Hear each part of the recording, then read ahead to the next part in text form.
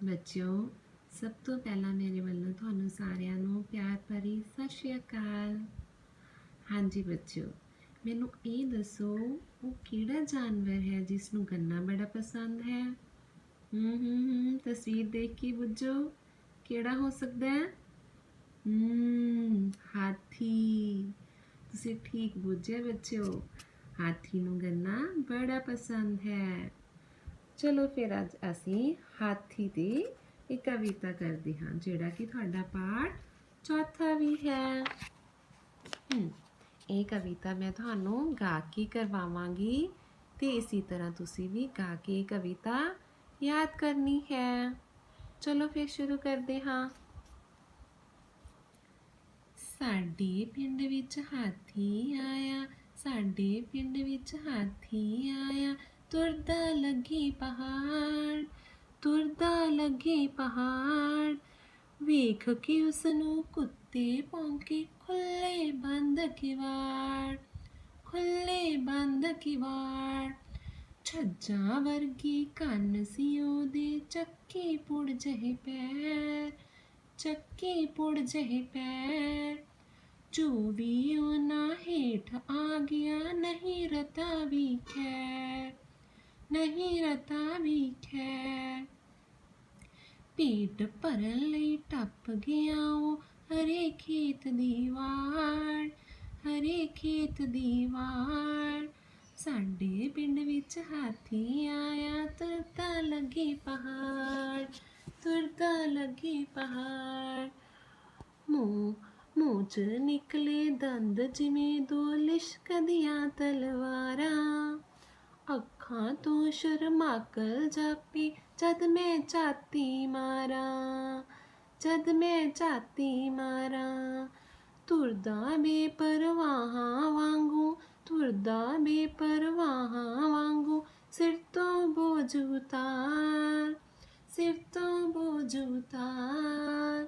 ਸਾਡੇ ਪਿੰਡ ਵਿੱਚ ਹਾਥੀ ਆਇਆ, ਤੁਰਦਾ ਲੱਗੇ ਪਹਾੜ, ਤੁਰਦਾ ਲੱਗੇ ਪਹਾੜ।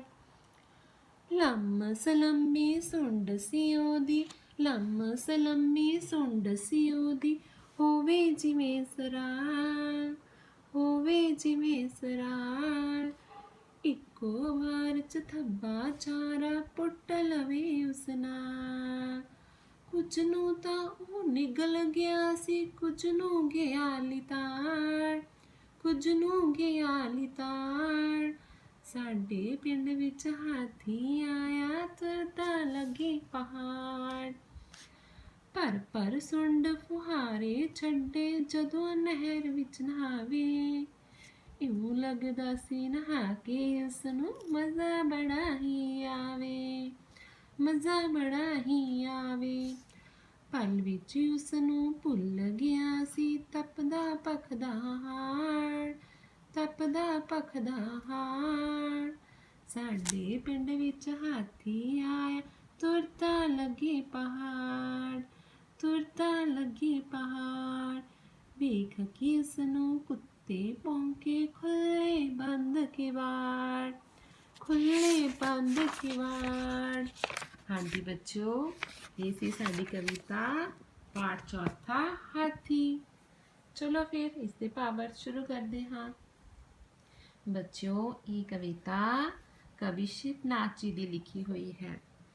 ਇਸ ਕਵਿਤਾ ਦੇ ਵਿੱਚ ਕਵੀ ਉਸ ਸਮੇਂ ਦੀ ਗੱਲ ਕਰਦਾ ਹੈ ਜਦੋਂ ਉਹਨਾਂ ਦੇ ਪਿੰਡ ਇੱਕ ਹਾਥੀ ਆਇਆ ਸੀ। ਉਹ ਦੱਸਦੇ ਹੈ ਕਿ ਜਦੋਂ ਪਿੰਡ ਦੇ ਵਿੱਚ ਹਾਥੀ ਆਇਆ ਤਾਂ ਇਸ ਤਰ੍ਹਾਂ ਲੱਗ ਰਿਹਾ ਸੀ ਜਿਵੇਂ ਕੋਈ ਪਹਾੜ ਹੀ ਤੁਰਦਾ ਆ ਰਿਹਾ ਹੋਵੇ, ਅਤੇ ਉਸ ਨੂੰ ਵੇਖ ਕੇ ਪਿੰਡ ਦੇ ਸਾਰੇ ਕੁੱਤਿਆਂ ਨੇ ਭੌਂਕਣਾ ਸ਼ੁਰੂ ਕਰ ਦਿੱਤਾ। ਕੁੱਤੇ ਭੌਂਕਦੇ ਦੇਖ ਕੇ ਲੋਕਾਂ ਨੇ ਆਪਣੇ ਦਰਵਾਜ਼ੇ ਖੋਲ੍ਹ ਲਏ, ਕਿਵਾੜ ਤੋਂ ਭਾਵ ਬੱਚਿਓ ਦਰਵਾਜ਼ੇ ਖੋਲ੍ਹ ਲਏ। ਛੱਜਾਂ ਵਰਗੇ ਕੰਨ ਸੀ ਉਹਦੇ। ਕਿਹੋ ਜਿਹੇ ਕੰਨ ਸੀ? ਛੱਜਾਂ ਵਰਗੇ। ਛੱਜ ਪਤਾ ਨਾ ਬੱਚਿਓ, ਜਿਸ ਨਾਲ ਦਾਣੇ ਛਾਂਟੇ ਜਾਂਦੇ ਹਨ। ਚੱਕੀ ਪੁੜ ਜਿਹੇ ਪੈਰ। ਚੱਕੀ ਪੁਰਾਣੇ ਜ਼ਮਾਨੇ ਦੇ ਵਿੱਚ ਬੱਚਿਓ ਉਸ ਨਾਲ ਕਣਕ ਪੀਹੀ ਜਾਂਦੀ ਸੀ, ਆਟਾ ਪੀਹਿਆ ਜਾਂਦਾ ਸੀ। ਔਰ ਉਸਦੇ ਪੁੜ ਜਿਹੇ ਪੈਰ, ਉਸਦੇ ਬੜੇ ਬੜੇ ਪੈਰ ਸੀ, ਚੌੜੇ ਚੌੜੇ ਪੈਰ। ਜਦੋਂ ਵੀ ਉਹਨਾਂ ਹੇਠ ਕੋਈ ਆ ਗਿਆ ਸਮਝੋ ਉਸਦੀ ਖੈਰ ਨਹੀਂ ਸੀ। ਪੇਟ ਭਰਨ ਲਈ ਟੱਪ ਗਿਆ ਉਹ ਹਰੇ ਖੇਤ ਦੀ ਵਾੜ। ਭਾਵ ਉਸਨੂੰ ਬਹੁਤ ਜ਼ਿਆਦਾ ਭੁੱਖ ਲੱਗੀ ਹੋਈ ਸੀ ਅਤੇ ਭੁੱਖ ਮਿਟਾਉਣ ਦੇ ਲਈ ਉਹ ਇੱਕ ਖੇਤ ਵਿੱਚ ਵੜ ਗਿਆ। ਦੇਖੋ ਤਸਵੀਰ ਵਿੱਚ ਨਜ਼ਰ ਆ ਰਿਹਾ ਨਾ। ਹਾਂਜੀ, ਕੀ ਖਾ ਰਿਹਾ ਉਹ? ਗੰਨੇ। Very good. ਹਾਂਜੀ, ਮੂੰਹ ਚੋਂ ਨਿਕਲੇ ਦੰਦ ਜਿਵੇਂ ਦੋ ਲਿਸ਼ਕਦੀਆਂ ਤਲਵਾਰਾਂ। ਦੇਖੋ ਤਸਵੀਰ ਦੇ ਵਿੱਚ ਉਸਦੇ ਦੰਦ ਕਿਵੇਂ ਲੱਗ ਰਹੇ ਸੀ, ਜਿਵੇਂ ਦੋ ਤਲਵਾਰਾਂ ਲਿਸ਼ਕ ਰਹੀਆਂ ਹੋਣ। ਅੱਖਾਂ ਤੋਂ ਕਿਵੇਂ ਲੱਗਦਾ ਸੀ? ਸ਼ਰਮਾਕਲ। ਜਦ ਵੀ ਕੋਈ ਝਾਤੀ ਮਾਰਦਾ ਸੀ ਤਾਂ ਇੱਕ ਸਾਊ ਬੱਚੇ ਦੀ ਤਰ੍ਹਾਂ ਲੱਗਦਾ ਸੀ। ਤੁਰਦਾ ਬੇਪਰਵਾਹਾਂ ਵਾਂਗੂ, ਮਤਲਬ ਉਸਨੂੰ ਕੋਈ ਪਰਵਾਹ ਨਹੀਂ ਸੀ ਕਿ ਕੋਈ ਉਸਨੂੰ ਦੇਖ ਰਿਹਾ ਹੈ। ਸਿਰ ਤੋਂ ਸਾਰਾ ਬੋਝ ਉਤਾਰ ਕੇ ਜਿਵੇਂ ਕੋਈ ਤੁਰਦਾ ਹੈ, ਇਸੇ ਤਰ੍ਹਾਂ ਹਾਥੀ ਤੁਰਦਾ ਜਾ ਰਿਹਾ ਸੀ। ਲੰਮਸ ਲੰਮੀ ਸੁੰਡ ਸੀ ਉਹਦੀ, ਹੋਵੇ ਜਿਵੇਂ ਸਰਾਲ। ਸਰਾਲ ਤੋਂ ਭਾਵ ਅਜਗਰ ਤੋਂ ਬੱਚਿਓ। ਉਸਦੀ ਸੁੰਡ ਐਵੇਂ ਦੀ ਸੀ ਜਿਵੇਂ ਸਰਾਲ ਹੋਵੇ, ਲੰਬੀ। ਇੱਕੋ ਵਾਰ 'ਚ ਥੱਬਾ ਚਾਰਾ, ਦੇਖੋ ਤਸਵੀਰ ਦੇ ਵਿੱਚ, ਪੁੱਟ ਲਵੇ ਉਸ ਨਾਲੋਂ, ਆਪਣੀ ਸੁੰਡ ਦੇ ਨਾਲ। ਜਿਸ ਤਰ੍ਹਾਂ ਵੀ ਕੋਈ ਚਾਰਾ ਹੁੰਦਾ ਸੀ ਉਸਨੂੰ ਇੱਕੋ ਵਾਰ 'ਚ ਪੁੱਟ ਲੈਂਦਾ ਸੀ ਖਾਣ ਦੇ ਲਈ। ਕੁਝ ਨੂੰ ਤਾਂ ਉਹ ਨਿਗਲ ਗਿਆ ਸੀ, ਕੁਝ ਨੂੰ ਗਿਆ ਲਿਤਾੜ। ਜਿੰਨੀ ਉਸਨੂੰ ਭੁੱਖ ਸੀ ਉਸਨੇ ਓਨਾ ਖਾ ਲਿਆ ਤੇ ਬਾਕੀ ਨੂੰ ਪੈਰਾਂ ਦੇ ਨਾਲ ਲਿਤਾੜ ਦਿੱਤਾ, ਮਿੱਧ ਦਿੱਤਾ। ਭਰ ਸੁੰਡ ਫੁਹਾਰੇ ਛੱਡੇ ਜਦੋਂ ਨਹਿਰ ਵਿੱਚ ਨਾ ਆਵੇ।